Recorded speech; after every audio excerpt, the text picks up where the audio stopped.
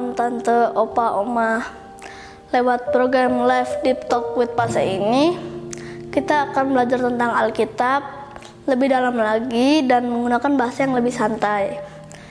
Semua bisa yang mau bertanya dan yang mau untuk dukungan doa bisa ditulis di kolom komentar di bawah ini, baik yang ada di channel YouTube kami ataupun yang dari Facebook.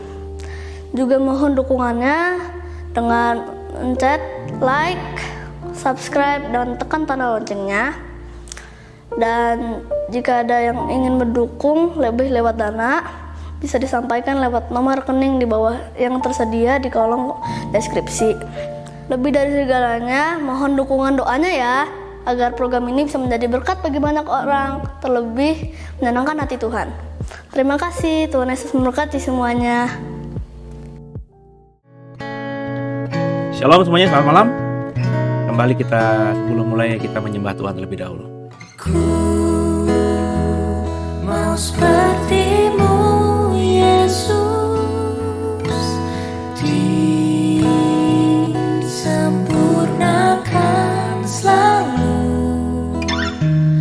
dalam setiap jalanku, memuliakan nama-Mu.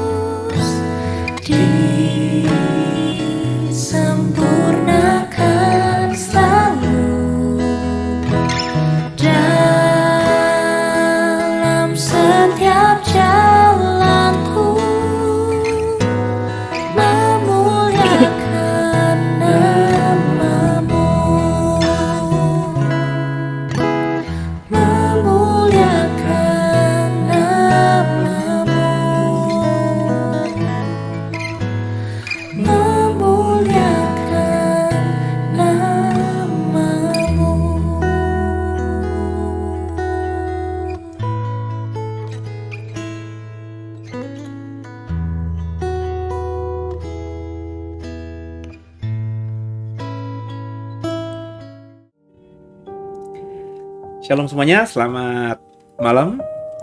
Senang kembali bersama saudara dalam program Deep Talk with Pase ini. Dan sebelum kita mulai tadarusan kita di hari ini, kita tundukkan kepala, kita doa. Bapa, terima kasih buat malam hari ini kami kembali boleh ada dalam program tadarusan ini, Deep Talk with Pase. Dan kami mau membahas 1 Korintus pasal yang ke-10, Tuhan. Bicara kepada kami, berikan hikmat, rema, marifat, harapan Tuhan buat kami semua masing-masing, sehingga kami semakin mengerti kebenaran firman Tuhan, sehingga ekspresinya di sepanjang sisa hidup kami bisa menyenangkan Tuhan lebih dari segala-galanya. Haleluya. Amin. Ya, saudara, siapkan Alkitab saudara, kita akan masuk dalam 1 Korintus pasal 10. Dan sebelumnya saya mengundang kembali saudara, masih ada waktu yang mau ikut program STT 3 tahun STH, ya. Saudara bisa hubungi nomor WhatsApp yang ada di layar saudara untuk minta formulirnya dan juga apa saja yang harus disiapkan saudara. Kalau saudara siap untuk dibentuk selama 3 tahun kurang lebih plus minus ya, karena skripsi itu bisa tergantung bagaimana saudara nantinya ya.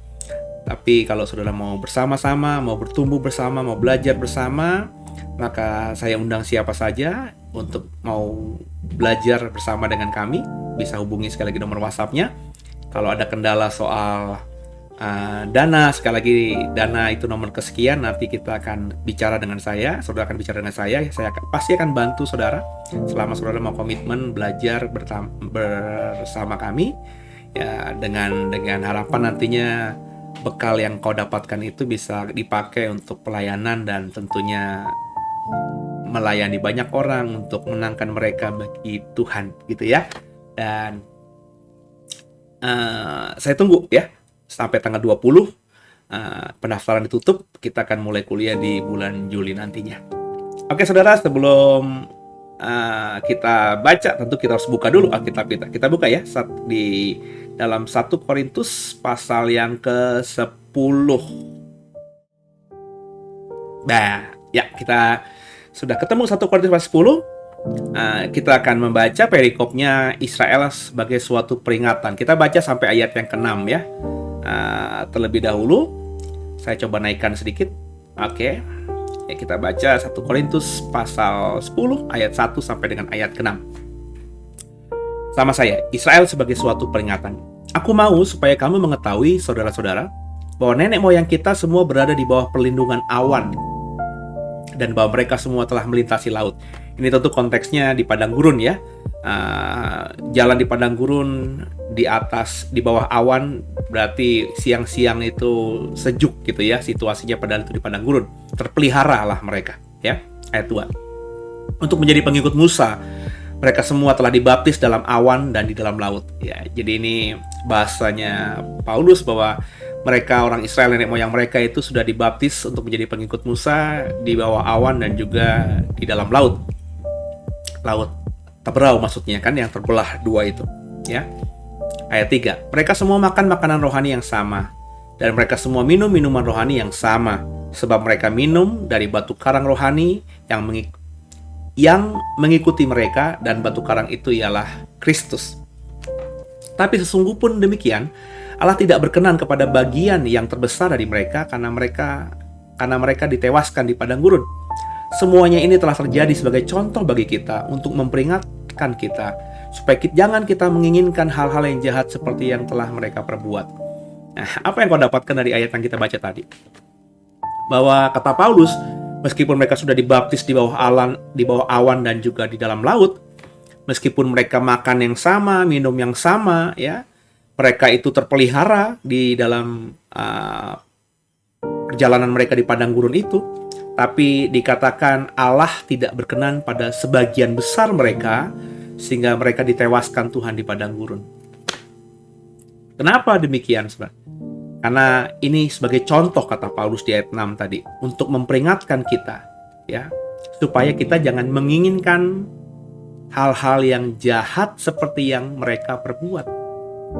Jadi bukan serta-merta ketika kita sudah menjadi Kristen, menjadi bagian dari keluarga Allah, Kita sudah diampuni dosa kita sudah menerima karunia anugerah keselamatan yang diberikan Tuhan kepada kita. Tapi setelah itu semuanya kita masih menginginkan hal-hal yang jahat, melakukan hal-hal yang jahat. Israel adalah sebuah contoh, kata Paulus, bahwa meskipun mereka sudah melewati semuanya, dibaptis di bawah awan, di dalam laut, mereka terima makanan yang sama, minuman yang sama, batu karang yakni Kristus itu terpelihara sempurna, ya, dengan roti mana, burung gagak, ya, makan daging, makan setiap hari, ya, haus juga terpelihara, air selalu Tuhan siapkan di padang gurun. Mereka tidak ada yang mati sampai kehausan, mati sampai karena gara-gara dahaga. Tapi faktanya Tuhan akhirnya tewaskan mereka, binasakan mereka sebagian besar di padang gurun. Semata-mata bukan karena mereka tidak hidup dalam anugerah Tuhan, tapi ketika sudah hidup dalam anugerah Tuhan itu, mereka masih melakukan hal-hal yang jahat, melakukan perbuatan-perbuatan yang jahat. Israel sebagai peringatan, artinya apa? Itu bisa terjadi pada kita, kata Paulus. Paulus berkali-kali dikatakan orang di luar sana menekankan tentang grace, kasih karunia, sekali selamat untuk selamat. Tapi dalam 1 Korintus 10 ini, Paulus memakai terminologi ini. Artinya apa? Artinya Paulus juga mengatakan bahwa seperti Israel sebuah peringatan, kita pun bisa mengalami itu. Ya. Jadi itu yang berkali-kali saya katakan bahwa kalau kita membangun sebuah doktrin pengajaran, maka jangan cuma hanya memakai satu ayat, satu pasal, satu kitab, tapi harus seluruh Alkitab kita. Pengajaran Paulus seperti kalau Bapak Ibu ikuti dalam tarusan Galatia saya, itu banyak sekali disalahpahami. Hanya dari ayat-ayat tertentu dari Galatia, padahal di ayat-ayat lain dari surat Galatia, bahkan di kitab Korintus yang juga ditulis oleh Paulus, Paulus mengajarkan hal yang berbeda. Apakah hal berbeda itu bertentangan? Tidak. Saya selalu mengatakan bahwa Paulus ketika nulis surat di Galatia, konteks Galatia itu apa? Paulus ketika nulis surat kepada Korintus, konteks Korintus apa? Kan Paulus tidak mungkin mengatakan semua yang dia pahami kepada satu jemaat, tapi dia mengatakan apa yang menjadi konsumsi, yang memang menjadi kebutuhan dari jemaat itu. Makanya, untuk bisa memahami pengajaran Paulus, ya surat Galatia harus dibaca, Korintus harus dibaca, Tesalonika harus dibaca, Roma harus dibaca, seluruh surat pastoral Paulus harus dibaca, supaya kita dapat memahami pemikiran Paulus secara utuh. Bahkan meskipun itu sudah dibaca, saya berkata, ya saudara, kita juga nggak mungkin bisa mengatakan kita sudah memahami pemahaman Paulus. Kenapa? Karena ada beberapa surat lain yang tidak bisa kita temukan di Alkitab kita ini yang ditulis oleh Paulus. Ya, saya masih punya utang soal survei kitab Korintus, tapi sudah saya singgung di beberapa hari yang lalu, bahwa Paulus mengatakan bahwa dalam suratku yang lain kepada jemaat Korintus pasal yang pertama, surat yang lain itu apa? Nggak mungkin dong surat 2 Korintus, karena 2 Korintus kan berarti kan surat yang sesudah 1 Korintus. Berarti sebelum 1 Korintus ada surat sebelumnya yang kita sekarang nggak ketemu itu di mana suratnya karena hilang begitu, ya. Jadi tentu untuk memahami siapa Paulus secara utuh kita nggak bisa bilang kita sudah bisa. Jadi kalau Paulus saja tidak bisa kita pahami dari surat-surat yang ada di Alkitab kita ini, apalagi Tuhan, gitu. Apakah dengan membaca berkali-kali dari Kejadian sampai Wahyu kita bisa memahami Tuhan? Oh, nggak bisa lah saudara, ya. Makanya itu jangan menjadi orang yang akhirnya terlalu jumawa, terlalu pede, terlalu yakin bahwa dia sudah memahami Tuhan. Bagi saya Tuhan nggak mungkin kita bisa pahami secara utuh sebagai manusia, ya. Karena Tuhan itu maha dan kita ini sangat kecil di hadapan Tuhan. Ya, paling tidak kita bisa memahami Tuhan dengan kapasitas kita hari ini. Ya cuma sebatas itulah pemahaman kita tentang Tuhan. Tapi di luar yang kita pahami, tentu ada kebenaran-kebenaran lain yang kita belum bisa pahami karena kita belum sampai di titik itu. Gitu saudara ya. Jadi Paulus mengatakan bahwa Israel itu sebagai sebuah peringatan. Kita lanjutkan saja supaya kita bisa memahami konteksnya. Kita naikin dulu ayat 7, oke? Ayat 7, terus kita baca seterusnya bersama saya.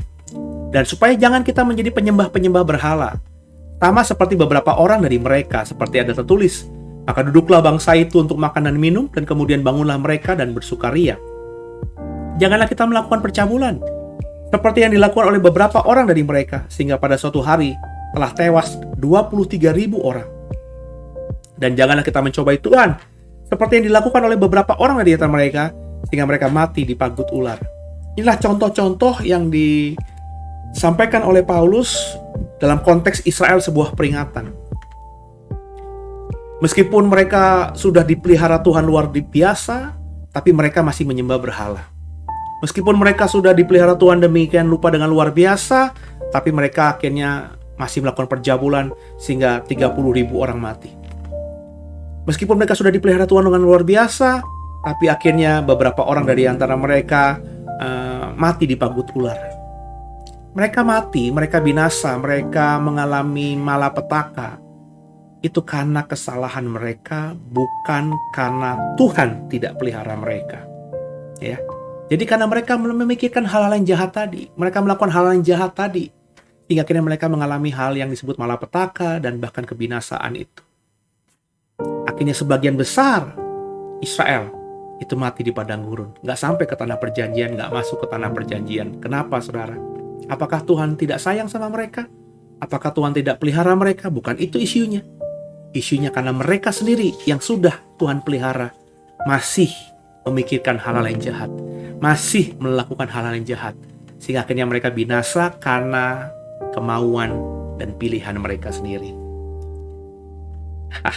Jadi tolong dipahami, dipelajari, direnungkan ini, saudara. Selama kita hidup, kita masih terus memilih, saudara. Selama kita hidup, kita masih terus diperhadapkan pada pilihan. Dan pilihannya, kita yang nanti akan memutuskan.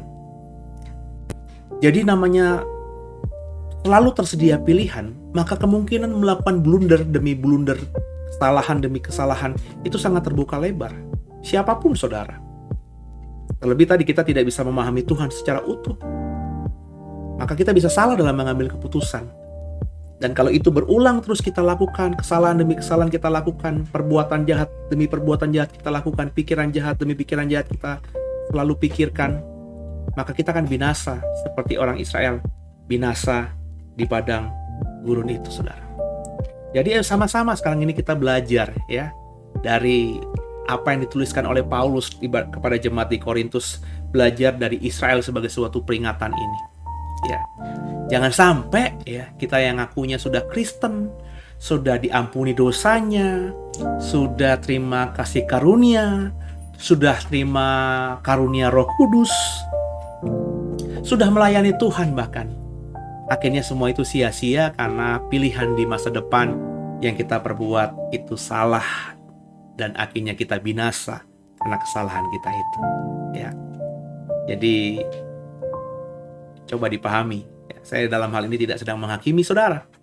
Saya hanya sedang membaca. Kita sedang membaca 1 Korintus 10 yang bagi saya menempelak kita semua mestinya, menampar kita semua mestinya yang merasa ini selama ini bahwa kita sudah menjadi seorang Kristen itu cukup. Kita sudah terima Yesus sebagai Tuhan Juru Selamat itu cukup.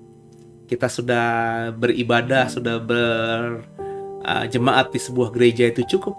Kita sudah ngasih persembahan, kita sudah mengembalikan persepuluhan kita, itu cukup. Saudara, hidup melayani Tuhan di sepanjang hidup kita bukan cuma sekedar itu. Ada banyak hal lain.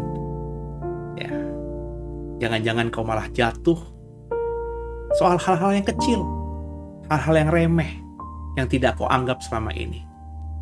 Sehingga ketika kau sudah jatuh dengan hal yang kecil itu, kau tidak sadari.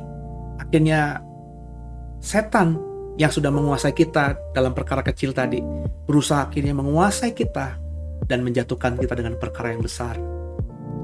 Maka hati-hati dengan langkah hidup kita. Hati-hati dengan pikiranmu. Hati-hati dengan perbuatanmu.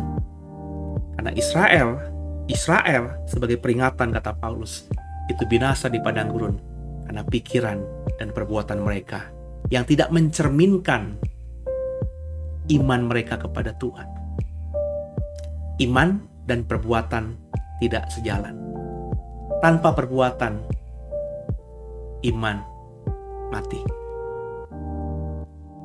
Angkat saudara ya. Lanjut ya, kita baca ayat yang ke-9-nya. Ayat 10 kita naikkan. Kita buka, kita baca sampai ayat yang ke-14 sama saya. Dan janganlah bersungut-sungut seperti yang dilakukan oleh beberapa orang dari mereka sehingga mereka dibinasakan oleh malaikat maut. Ini contoh lagi Israel di padang gurun selalu bersungut-sungut, akhirnya binasa karena malaikat maut Tuhan izinkan merenggut nyawa mereka. Ayat 11, semuanya ini telah menimpa mereka sebagai contoh dan dituliskan untuk menjadi peringatan bagi kita yang hidup pada waktu di zaman akhir telah tiba. Bayangin kalau Paulus yang nulis pada surat di jemaat Korintus 2000 tahun lalu saja sudah mengatakan ini sudah di akhir zaman akhir, bagaimana kita hari ini? Ya, dan ini dituliskan di perjanjian lama, dikutip oleh Paulus, kita baca di 1 Korintus pasal 10, itu juga sebagai peringatan buat kita yang hidup di zaman ini. Ayat 12. Sebab itu siapa yang menyangka bahwa ia yang telah berdiri kita ulangi ya. Sebab itu siapa yang menyangka bahwa ia teguh berdiri. Berhati-hatilah supaya ia jangan jatuh. Jangan merasa kita sudah mantap. Jangan merasa sudah puas, jangan merasa lebih hebat, sudah tahu dan lain sebagainya. Itu berkali-kali saya bilang dalam program ini. Jangan menjadi orang yang jumawa, terlalu sombong, terlalu yakin, pede, dianya paling benar, orang lain salah, dan lain sebagainya. Jangan juga cuma gara-gara punya pengetahuan 1, 2, 3, 4, 5, sudah merasa tahu segala-galanya. Ya, jangan sampai kata Paulus, kau menyangka kau sudah berdiri teguh, tapi tiba-tiba kau jatuh. Ayat 13. Pencobaan-pencobaan yang kamu alami ialah pencobaan-pencobaan biasa yang tidak melebihi kekuatan manusia. Sebab Allah setia dan karena itu ia tidak akan membiarkan kamu dicobai melampaui kekuatanmu. Pada waktu kamu dicobai, ia akan memberikan kepadamu jalan keluar sehingga kamu dapat menanggungnya. Karena itu saudara-saudara yang kekasih, jauhilah penyembahan berhala. Berhala itu bukan cuma patung-patung sesembahan dewa-dewa lain. Saya yakin semua saudara tidak menyembah berhala lagi, ya. Apalagi kalau sudah Kristen sejak kecil, mana punya dewa-dewa lain, Tuhan kita ya Yesus Kristus. Tapi berhala itu bagi saya adalah sesuatu yang kau tempatkan, yang ada di pikiranmu, yang ada di hatimu, yang lebih daripada Tuhan, lebih dari Yesus. Macam-macam itu, bisa istrimu, bisa suamimu, bisa anakmu, bisa pekerjaanmu, bisa pelayananmu, bisa rumahmu, bisa hartamu, bisa banyak hal saudara. Yang kau pikirkan lebih dalam, lebih sering daripada Yesus. Yang kau mimpikan lebih sering, lebih dalam daripada Yesus. Itu berhala. Berhala itu bisa siaran TV. Berhala itu bisa gadgetmu. Sehingga kau bisa menghabiskan waktu berjam-jam dengan gadgetmu tanpa sekalipun kau baca firman Tuhan. Itu bisa program-program di gadget seperti Facebook, YouTube. Kau habiskan energimu seharian untuk itu tanpa kau membaca firman Tuhan. Tuhan tidak minta banyak waktu dalam hidupmu 24 jam. Tuhan gak minta 24 jam semuanya, saudara. Tapi masakan kita yang sudah Tuhan berikan waktu 24 jam dalam sehari itu tidak bisa memberikan waktu sedikit saja untuk Dia yang sudah memberikan kita 24 jam itu. Ya. Jadi ketika kau habiskan energimu, waktumu untuk hal sesuatu yang bukan Tuhan, dan itu kau ulangi esok hari, kau ulangi lagi lusa, kau ulangi seterusnya sepanjang sisa hidupmu dan selalu kau lakukan di masa lalumu, bagi saya itu berhala. Itu berhala. Ya. Kita katakan, Paulus katakan tadi, ya, jauhilah penyembahan berhala. Ya. Sebab kalau kau tidak menjauhi itu, kau akan jatuh dalam pencobaan. Meskipun Tuhan katakan pencobaan yang Tuhan berikan, kalau itu dari Tuhan, tidak akan melebihi kekuatanmu. Dan Dia pasti akan memberikan jalan keluar. Tapi pertanyaannya, ketika Tuhan memberikan jalan keluar, kita mau nggak ikut jalan keluar Tuhan itu? Kembali itu pilihan. Jadi berkali-kali dalam konseling orang berkata bahwa saya punya masalah Pak, saya punya masalah Pak. Dia cerita semua masalahnya. Ya, sampai pada satu titik saya bilang, loh ini jalan keluar yang Tuhan berikan. Tapi dia tidak ambil ke situ, dia salah ambil langkah. Jadi meskipun seringkali Tuhan izinkan kita punya masalah, Dia selalu berikan jalan keluar buat kita. Tapi pertanyaannya, ketika Dia berikan jalan keluar itu buat kita, kita ambil gak jalan itu? Ya saudara ya, saudara tahu hatimu berkata kau ke kanan, harus ke kanan. Tapi kita kan gak otomatis ke kanan. Karena kadang-kadang hati kita disuruh kita ke kanan, pikiran kita ke kiri. Akhirnya kita ikutin pikiran kita ke kiri. Jadi, jalan keluar yang Tuhan berikan tuh belum tentu kita ambil. Karena ngambil jalan keluar yang Tuhan berikan itu pilihan. Dan pilihan kita bisa ambil itu ketika pikiran hati kita selaras, sejalan. Nah, untuk bisa mikirin hati dan pikiran kita ini sejalan itu kan butuh proses panjang yang harus kita treatment mulai hari ini, mulai detik ini, mulai kesempatan ini. Nggak bisa serta-merta begitu saja. Maka mintalah Tuhan kuduskan pikiran kita, kuduskan hati kita. Mintalah Tuhan bertahta di hati kita, di pikiran kita. Mulailah isi yang perkataan Tuhan di hati kita, di pikiran kita. Membaca Alkitab, renungan di pikiran kita, di hati kita. Mengerjakan apa yang Alkitab katakan lewat pikiran kita, lewat hati kita. Ketika itu kita belajar untuk selalu selaras. Maka ke depan ketemu masalah, kalau Tuhan izinkan kita mengalami pencobaan karena blunder yang kita lakukan tadi, Tuhan gak akan biarkan kita sampai tergeletak. Dia berikan jalan keluar buat kita. Pencobaan yang dialami tidak akan pernah melebihi kekuatan kita. Dan ketika kita ketemu jalan keluar, kita tahu itu dari Tuhan, maka segera kita bisa ambil. Nah, sebelum itu dimulai dari sekarang. Belajarlah menyesuaikan, menyelaraskan pikiran dengan hati itu, saudara. Ya, kita lanjut ya, dalam sekali nih yang dikatakan oleh Paulus. Kita coba sekarang baca ayat berikutnya. Ayat yang keberapa? Naikin ya, kita baca ayat yang ke-15, kita naikin dulu. Oke. Semakin saya belajar tentang Korintus ini, semakin saya memahami Paulus, semakin akhirnya saya mengerti Paulus, saudara. Ya.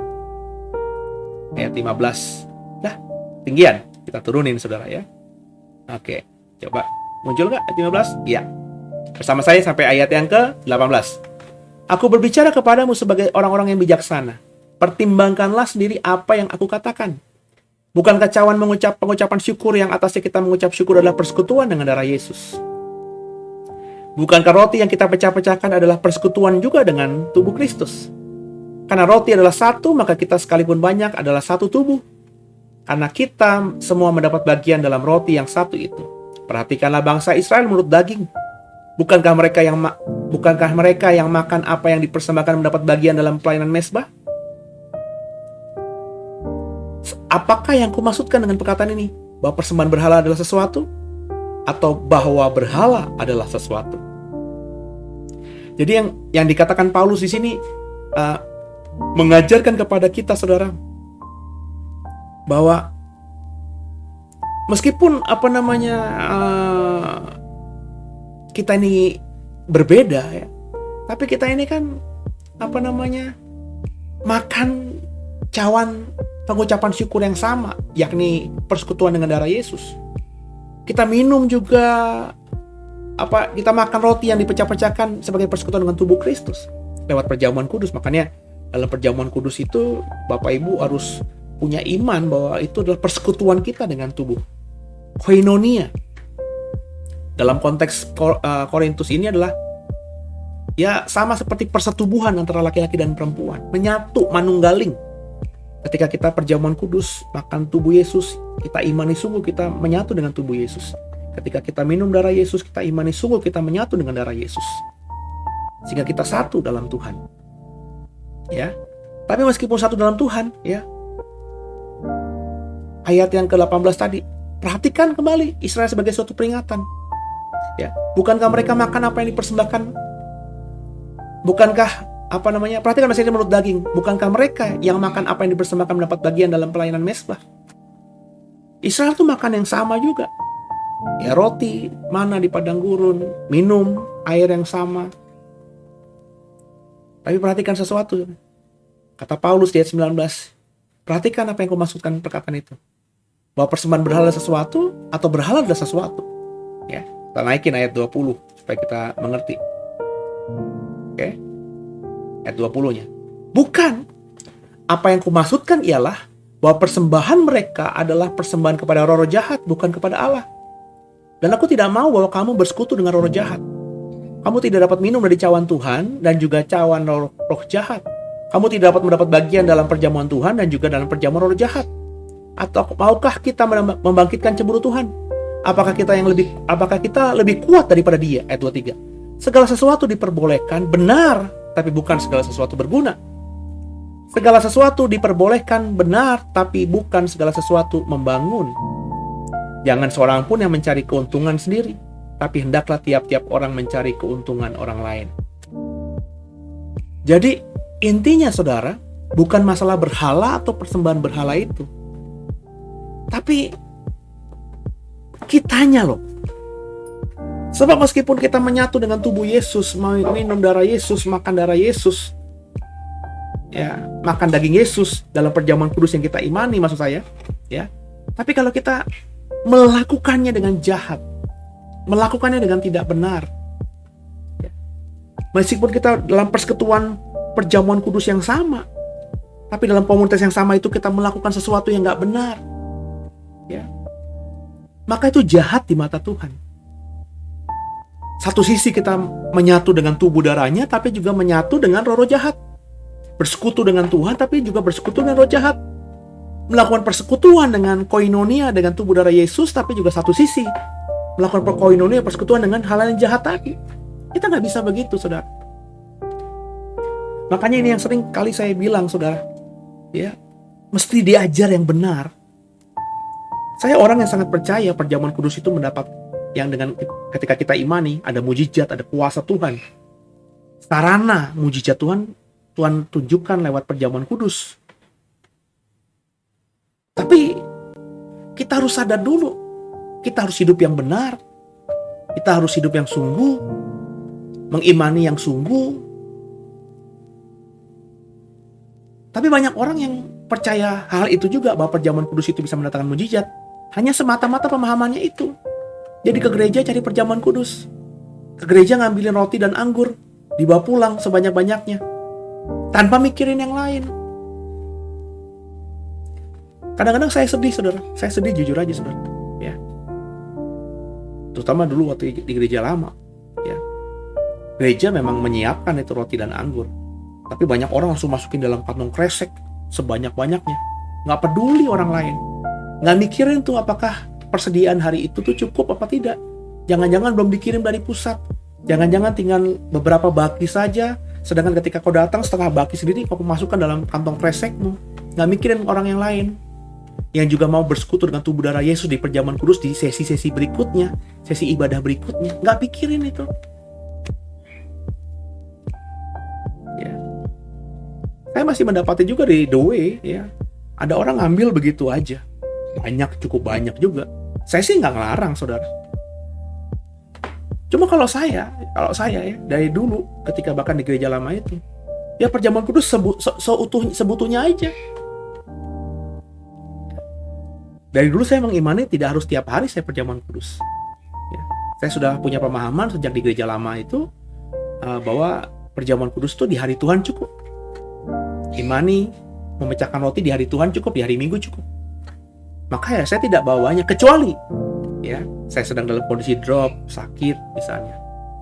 Saya sedang ada rencana untuk melayani, ya. Maka saya ambil beberapa. Tapi bukan berarti ketika saya akhirnya mau melayani keluar kota saat itu ya, saya ambil begitu saja tanpa izin. Saya minta izin dulu, ya, kepada koordinator, Pak, saya besok mau mission trip 2 minggu ke keliling Jawa Tengah. Boleh nggak saya minta cukup banyak anggur dan roti untuk nanti pimpin perjamuan kudus atau memberikan perjamuan kudusnya kepada mereka di dalam mission trip itu. Kalau diizinkan saya ambil, kalau tidak saya tidak ambil. Kalau tidak diizinkan berarti apa? Saya beli sendiri. Ya. Ya ini konsep yang sekali lagi kita harus ubah, saudara. Ya. Banyak orang, maafkan saya, ya. Akhirnya tadi di setiap gereja ngambil semaunya sendiri untuk kebutuhannya dia. Loh, kalau bagi saya untuk kebutuhannya dia ya siapin sendiri dong. Bener nggak, saudara? Kalau bagi saya ya, kalau untuk saya sejak di gereja lama juga begitu. Kalau untuk kebutuhan saya beli sendiri, siapin sendiri roti dan anggur. Saya beli hosti di toko buku, banyak toko buku Kristen. Anggur juga, anggur yang biasa kalau toko buku Kristen itu anggurnya anggur yang ya anggur gitu ya. Ada yang strong, ada yang biasa, ya ada yang sudah dicampur saja, tapi bukan sirup maksud saya. Ya saya beli untuk konsumsi saya sendiri. Berkatnya ada, kenapa saya nggak beli sendiri? Makanya saya kadang-kadang heran sama orang yang kok untuk kebutuhannya sendiri aja dia ngambil gitu. Ya, saya sih kalau sebagai gembala ya ngelihat cuma senyum-senyum aja gitu ya. Tapi kalau saya tidak akan mengerjakan itu, tidak akan mengerjakan itu, ya, dengan alasan apapun. Jadi kalau perjamuan ya siapin sendiri. Kecuali kau tidak mampu sama sekali, nggak punya uang sama sekali. Memang berat untuk beli roti dan anggur, untuk beli sirup anggur dan juga hosti atau roti tawar. Itu berat kau nggak mampu gitu. Oke lah. Tapi kalau kau mampu, punya kemampuan untuk itu, kenapa nggak beli sendiri? Terus perjamuan dengan imanmu di rumah sendiri. Ya, jadi saya masih amati itu. Ya, saya masih sering amati. Ya. Banyak orang kalau saya datang ke sebuah gereja diundang gitu ya. Terus juga gerejanya menekankan hal yang sama, itu jemaatnya banyak ambil yang banyak perjamuan kudus. Ya, saya cuma geli aja. Ya. Ini apa? Mungkin ada roh aji mumpung, roh rakus. Ya, itu patut disadari ada roh rakus itu. Sehingga setiap ke gereja ngambil banyak, minggu depannya ngambil banyak, ditaruh di kulkas sehingga di kulkasnya penuh. What for? Untuk apa? Ya. Buat simpenan, Pak. Untuk apa? Bukankah kita harus beriman kesusahan sehari untuk hari ini, esok punya kesusahannya sendiri? Konyol orang Kristen tuh nabrak-nabrak itu teologianya. Nabrak-nabrak tuh imannya, doktrinnya. Kenapa begitu? Karena nggak tahu kebenaran. Ya, dia hanya pakai satu ayat tanpa mikirin hal yang lainnya. Baca baik-baik tadi.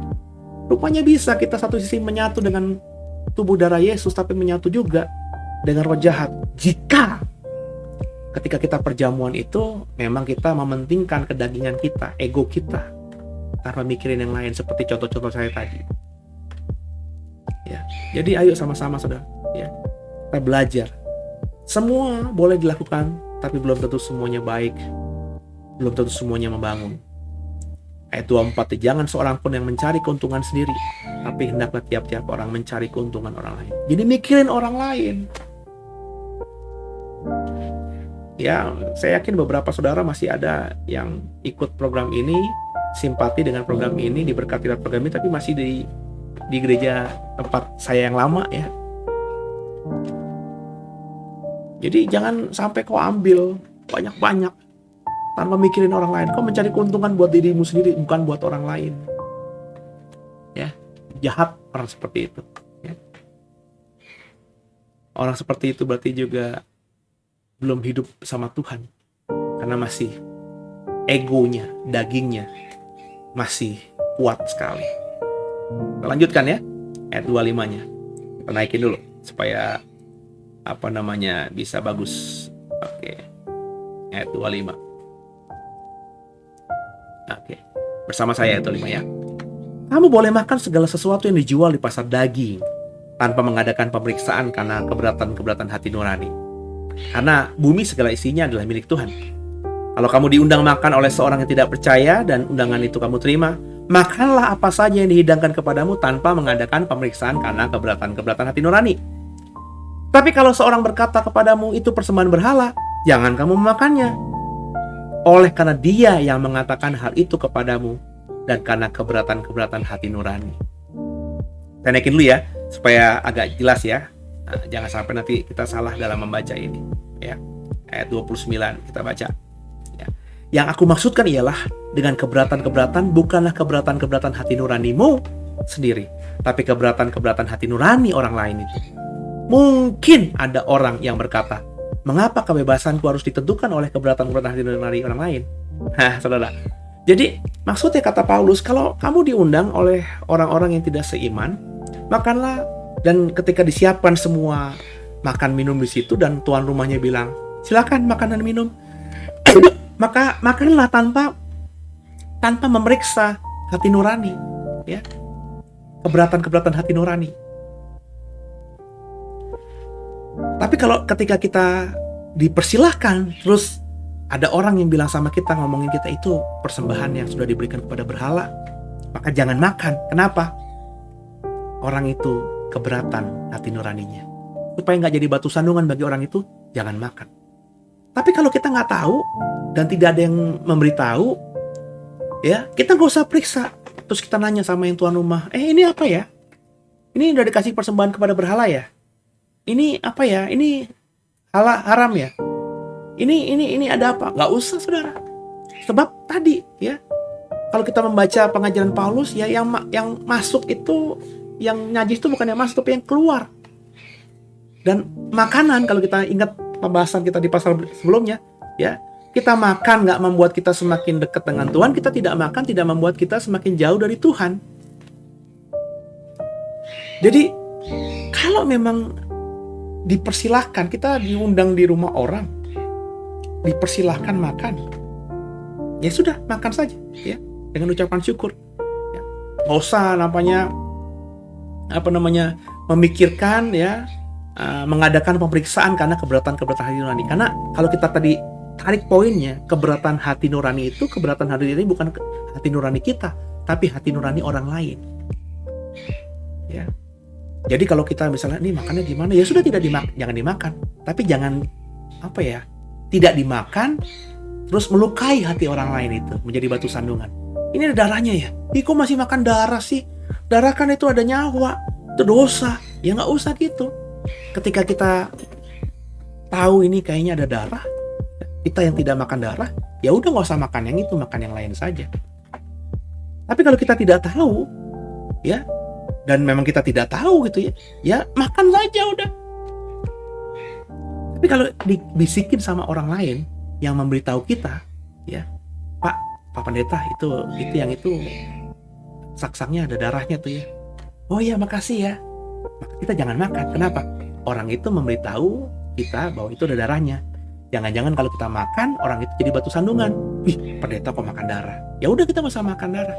Karena yang kita pentingkan di sini bukan hati nurani kita, bukan kemauan kita, bukan keinginan kita, tapi hati nurani orang lain itu. Supaya kita tidak jadi batu sandungan bagi orang lain itu. Terus di ayat 9, mengapa kebebasanku harus ditentukan oleh keberatan hati nurani orang lain sih? Ya, kita naikin ya ayat 30-nya ya. Ya. Ayat 30-nya bersama saya. 31 ya. Kalau aku mengucap syukur atas apa yang aku turut memakannya, mengapa orang yang berkata jahat tentang aku karena makanan yang atasnya aku mengucap syukur? Aku menjawab, jika engkau makan, jika engkau minum, jika engkau melakukan segala sesuatu yang lain, lakukanlah semuanya itu untuk kemuliaan Allah. Janganlah kamu menimbulkan syak dalam hati orang, baik orang Yahudi atau orang Yunani maupun jemaat Allah. Sama seperti aku juga berusaha menyenangkan hati semua orang dalam segala hal. Bukan untuk kepentingan diriku sendiri, tapi untuk kepentingan orang banyak, supaya mereka beroleh selamat. Itu poinnya. Nggak jadi batu sandungan buat orang lain, supaya orang lain itu tetap selamat. Jadi hidup kita ini prioritasnya bukan kita, tapi orang. Ya. Jangan semata-mata mikirin hati nurani kita, tanpa mikirin hati orang-orang yang, kan segala macam kata Pak Seno tadi kan yang najis kan bukan yang masuk tapi yang keluar. Bukankah kita makan dan minum dengan ucapan syukur, yaitu dikuduskan Tuhan? Ya udah, kita sikat aja. Jadi batu sandungan buat orang lain. Ya. Udah tahu sakit, kolesterol tinggi, darah tinggi, apalagi tuh, ya. Udah kena ginjalnya juga, ya. Tapi makan minum, ya udahlah, Pak, itu daging kambing loh, Pak, itu babi loh, Pak. Wah, itu banyak lemaknya loh, Pak. Udahlah, semua kita ucapan syukur, doa sama Tuhan, nanti Tuhan kuduskan. Terus kita wow. Jadi batu sandungan buat orang lain. Ya kalau lo karena ngelakuin itu lo mati, mas selesai itu urusan lo sama Tuhan. Tapi kalau itu melukai hati orang lain, kok gitu ya? Apalagi itu pendeta, pelayan Tuhan. Kok pelayan Tuhan gitu ya, nggak bisa jaga hidupnya ya? Nggak bisa jaga dirinya ya? Kok masih nafsu sama makanan ya? Kok nggak inget ya, dia udah sakit makannya kayak gitu-gitu ya, kalap gitu ya. Kemarin padahal di rumah sakit, dia udah nangis-nangis sama Tuhan. Tuhan kasih sembuh. Sekarang hidupnya gitu lagi. Jadi batu sandungan. Ya. Jadi kata Paulus, contohlah sama seperti aku yang berusaha untuk menyenangkan hati semua orang dalam segala hal. Bukan untuk kepentinganku sendiri, tapi untuk kepentingan orang banyak supaya mereka beroleh selamat. Jadi kalau Bapak Ibu ikuti Korintus ini dari pasal pertama, ingat gak ya? Paulus ingin mengatakan bahwa lo merdeka, lo boleh melakukan segala sesuatu, tapi belum tentu segala sesuatu berguna dan membangun. Semuanya boleh lo makan. Lo makan gak buat lo jauh dari Tuhan, lo gak makan gak buat lo semakin dekat sama Tuhan. Makan dan minuman itu gak membuat kita semakin memahami Tuhan atau kenal Tuhan. Tapi bukan berarti gara-gara itu kita bebas.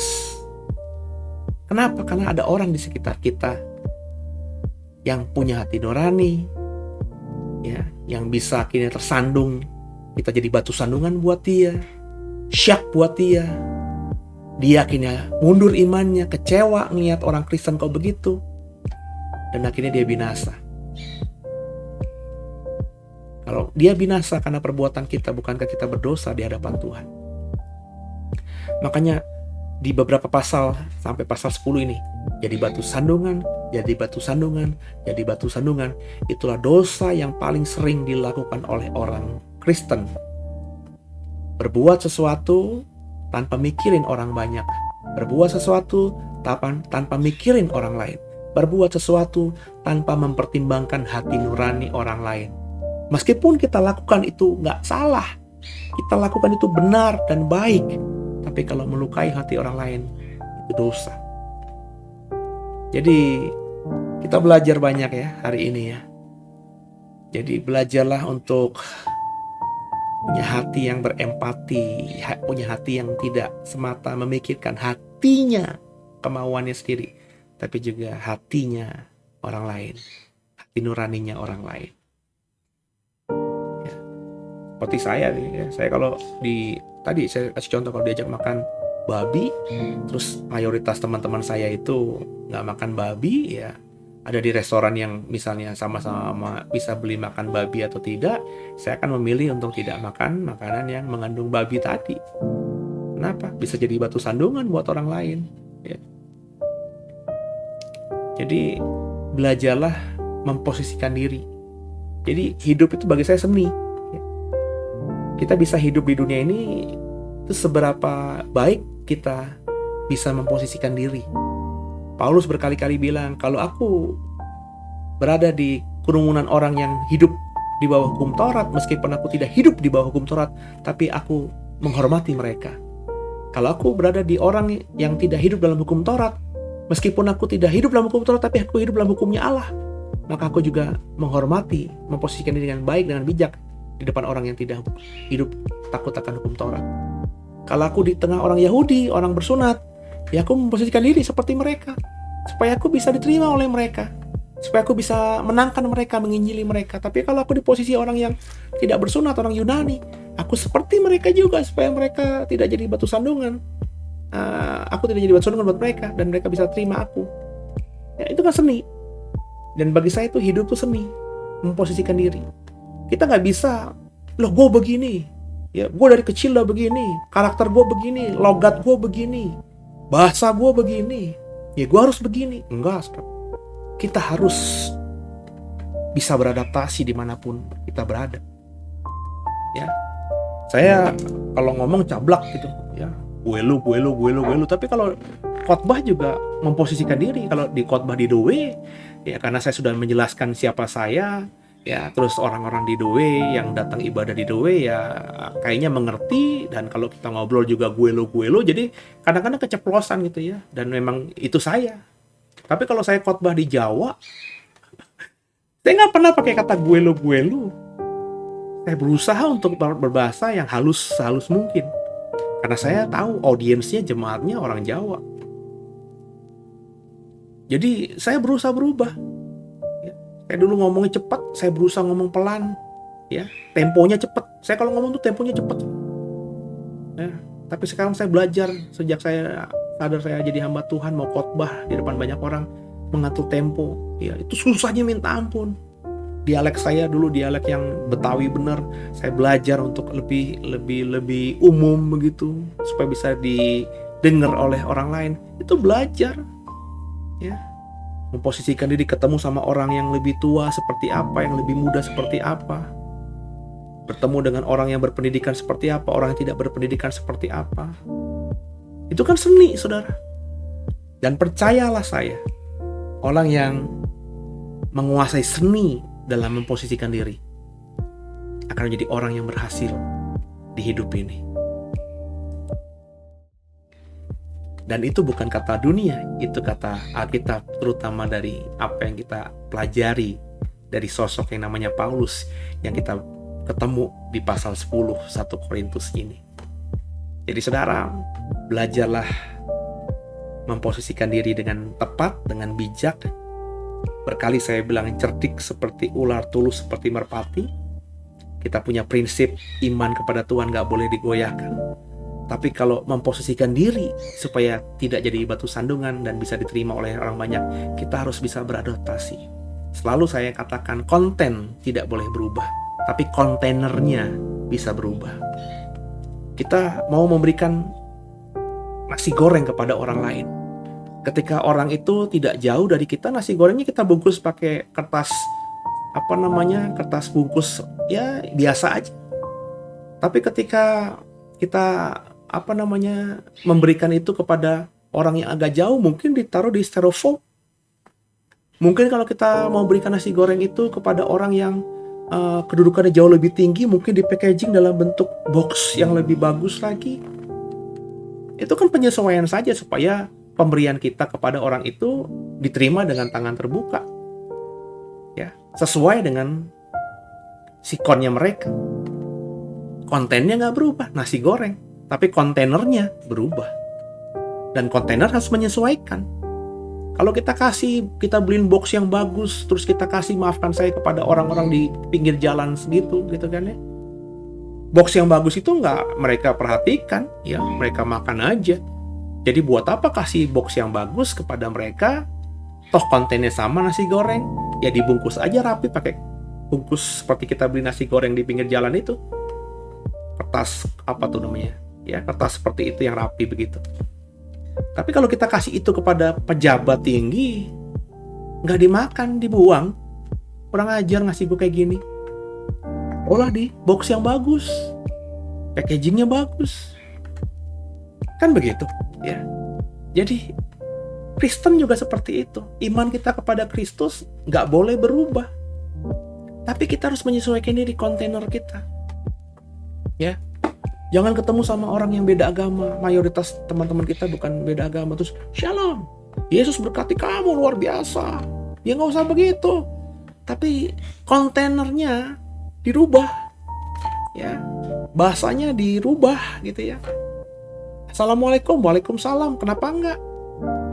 Iyalah, Tuhan tuh maha besar, Allah tuh maha besar, apa salahnya ngomong begitu kepada mereka? Tapi ketika kita mau menyampaikan firman atau berdiskusi dengan orang yang mayoritas Kristen, tentu jangan ngomong assalamualaikum kepada mereka, jadi batu sandungan buat mereka. Shalom. Bukan berarti kita munafik, itu cerdik namanya. Supaya kita bisa diterima di mana-mana. Jadi berkat di mana-mana, ya, sehingga nama Tuhan dipermuliakan, saudara. Ya, jadi tolong dipahami, ini yang kita pelajari, yang saya bagikan, yang saya dapatkan di 1 Korintus 10. Saya percaya di pasal 11, 12, 13, 14, 15 di minggu ini yang akan kita bahas ke depan itu akan semakin dalam lagi. Ya, maka terus ikuti. Kalau baru pertama kali ketemu di program ini, ya coba ikuti diputar ulang, masih ada pertinggalnya pasal 1, pasal 2, pasal 3 di Korintus ini supaya kita bisa mengerti. Kalau waktumu luang, saya sudah ngebahas tadarusan membaca Alkitab dari Injil Lukas, semuanya udah. Kisah Rasul semuanya udah. Galatia semuanya udah. Diikuti itu, ya. Pak, itu kan sudah berapa bulan yang lalu loh.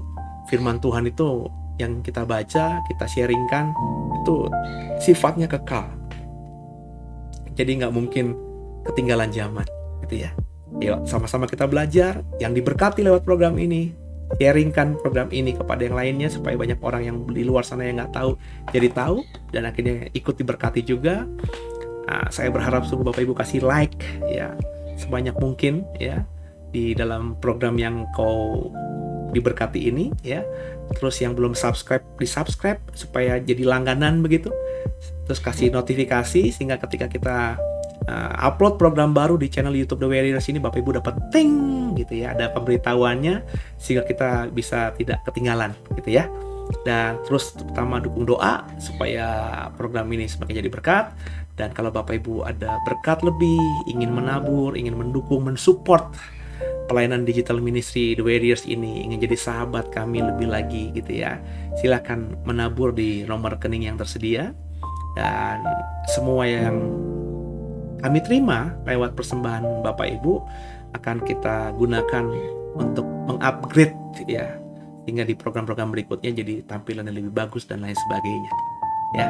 Jadi ayo sama-sama kita bekerja sama ya, kita punya satu Tuhan, kita punya satu iman ya, panggilan yang berbeda, karunia yang berbeda, kita bekerja sama ya supaya apa yang kita kerjasamakan ini semakin memenangkan banyak orang dan terutama memuliakan Tuhan di atas segala-galanya.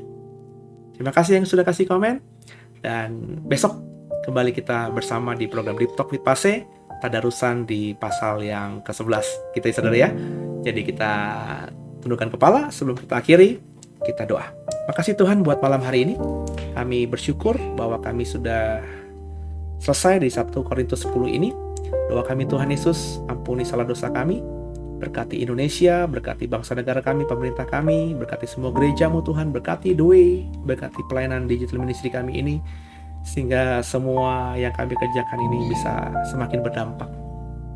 Dan malam hari ini kami kembali mengikrarkan iman kami bahwa Yesus Kristus adalah Tuhan, Juru Selamat kami yang hidup. Dan malam hari ini ke dalam tangan-Mu lah kami serahkan tubuh, jiwa, dan roh kami. Haleluya. Amin. Saudara, selamat malam semuanya. Selamat istirahat. Dan saya berdoa tidurmu malam hari ini diberkati Tuhan luar biasa. Esok boleh bangun pagi-pagi dan semua kewajiban tanggung jawabmu sepanjang esok bisa dikerjakan, mendatangkan berkat yang dari Tuhan untukmu dan rumah tanggamu. Sampai jumpa malam besok. Tuhan Yesus memberkati semuanya. Haleluya. Amin.